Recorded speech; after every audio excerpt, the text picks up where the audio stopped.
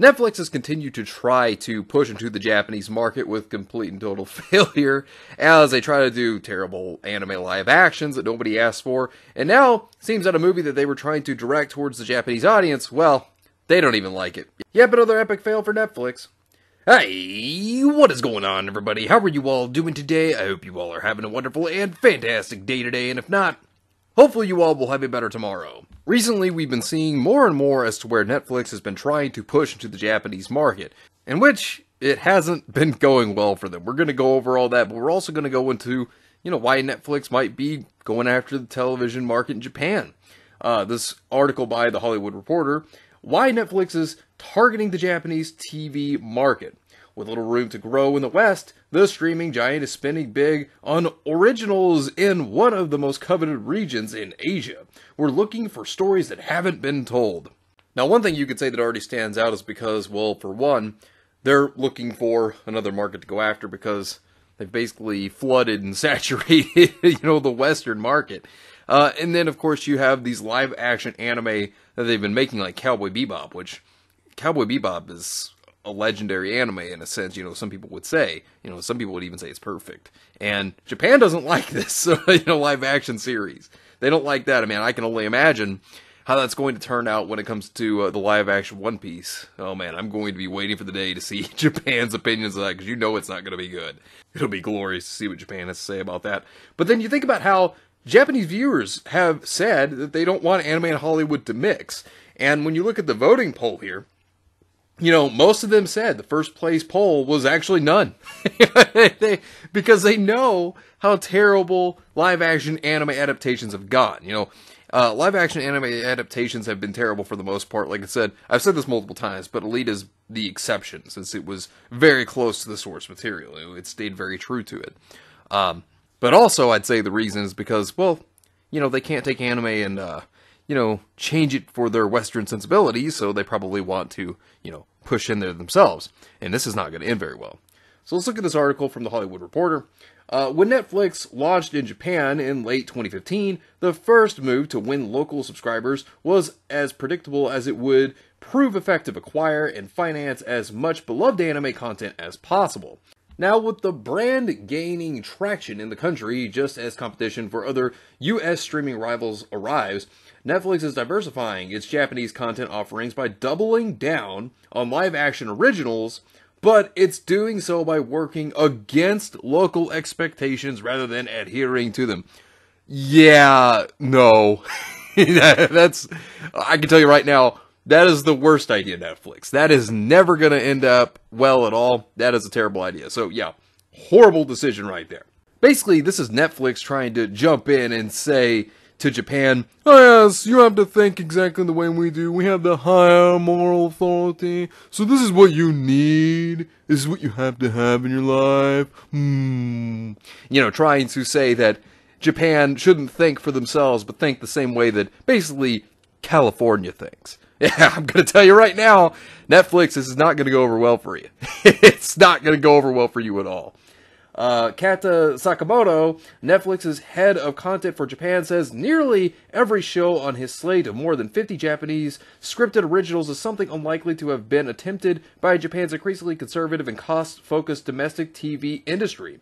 We're looking for stories that haven't been told, and visually, in terms of approach, things that have never been seen from here before, says Sakamoto, who has been with the streamer since the establishment of its Tokyo office in 2016. I mean, this is a bad idea, because rather than giving the fans, what they want, instead, you're going to try to do things that they don't want, and then what this is going to end up is, it's going to be like, why aren't people subscribing to us? I can't seem to figure it out. Maybe it's the fact that, people just want what they want, and then you're not going to give them what they want, so they're not going to come back for it. Yeah, I'm just saying.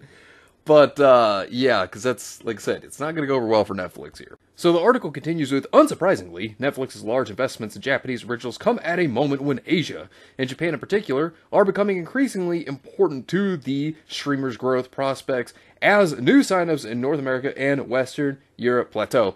And look, eventually they knew they were going to hit a peak. They eventually knew that they were going to hit the highest they could go, and so of course going after Japan would be the next thing to get more money as well as control. I mean, that's really what it is.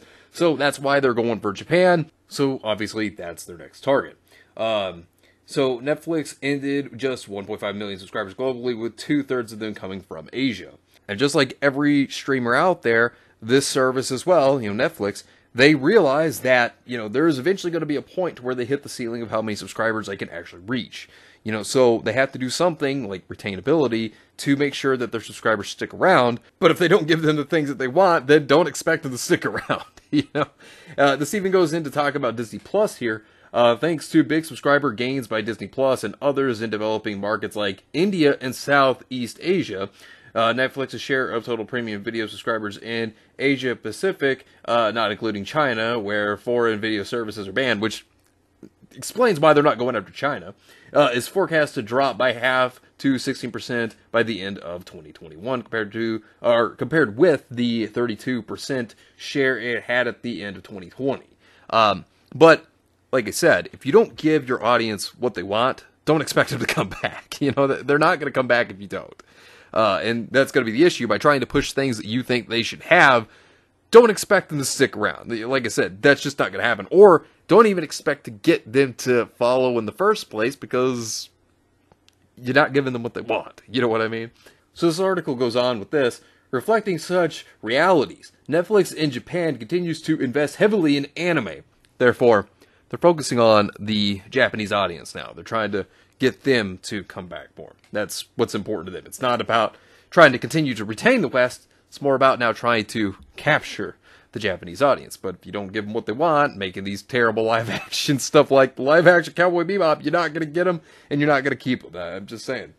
Still the most important content category for competing against local and regional rivals, such as Japanese streamer Unext, or South Korean upstart TVer, with more than 40 new original anime titles premiering on Netflix this year. Another thing, Netflix claims that things are anime when they're not. Like, they called Kevin Smith's Masters of the Universe anime, which it's not.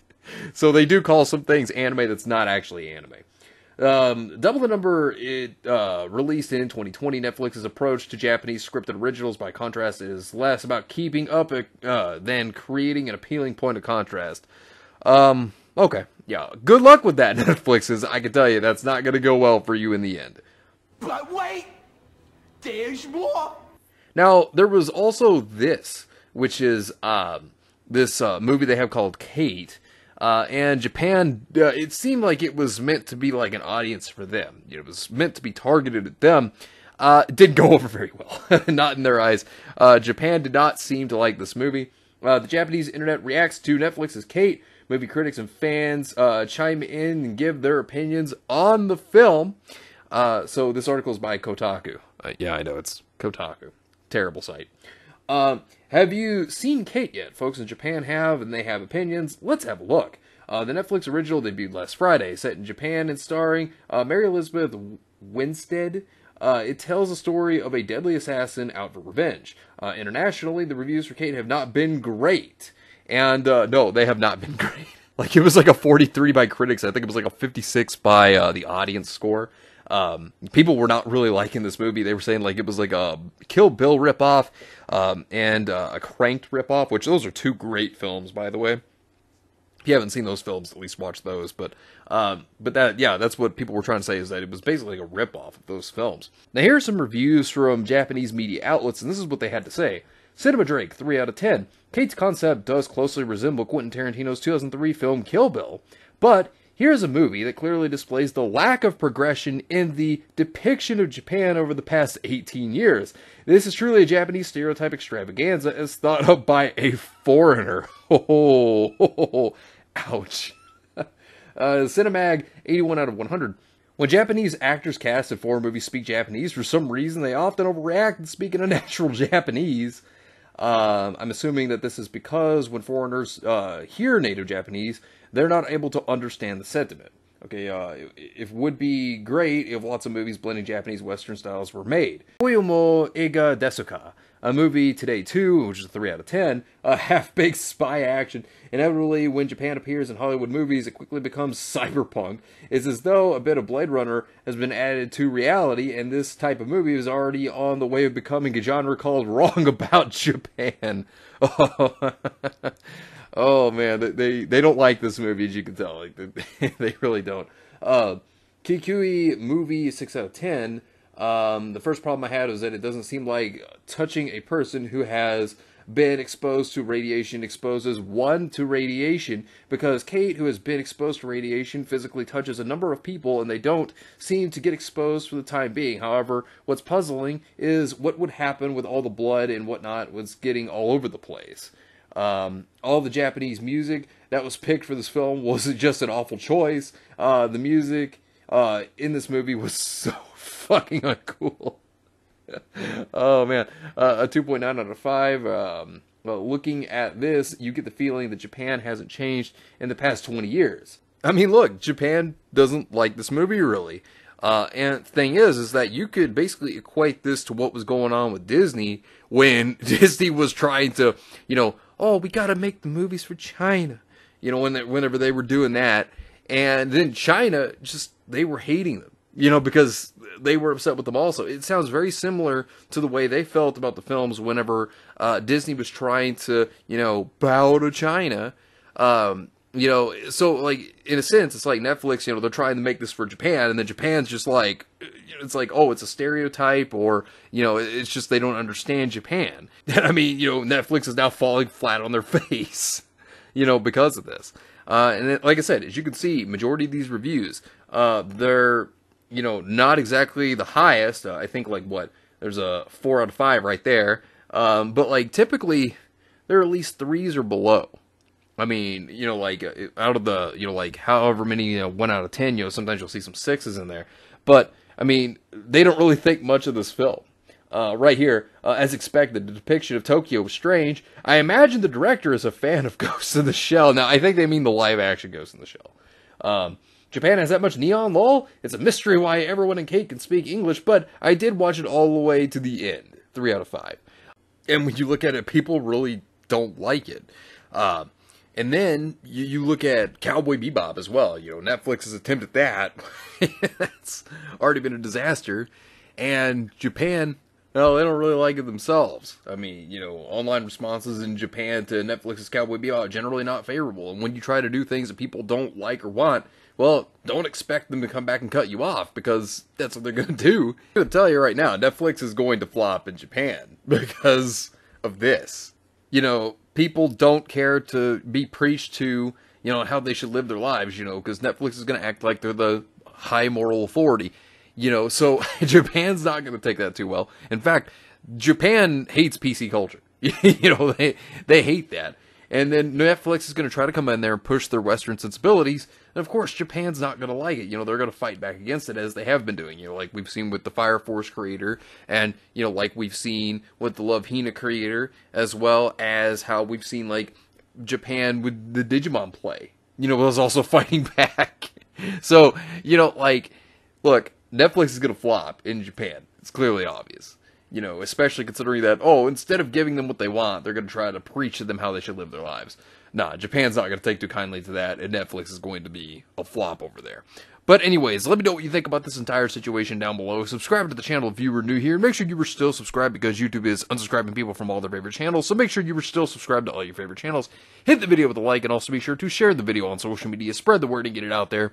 It's greatly appreciated, and it really helps out the channel a lot. Also, be sure to follow me on both Discord and Minds. We have a wonderful community there. Not only that, but it will keep you up to date on when the newest videos will be released, as well as any other upcoming events in the near future. So be sure to follow me on both Discord and Minds. The links are in the description down below. But anyways, I hope you all have yourselves a wonderful and fantastic day today. And remember, if today was not a good day, tomorrow could always be better. Take care of yourselves and everyone around you. And have yourselves a good one out there, everybody.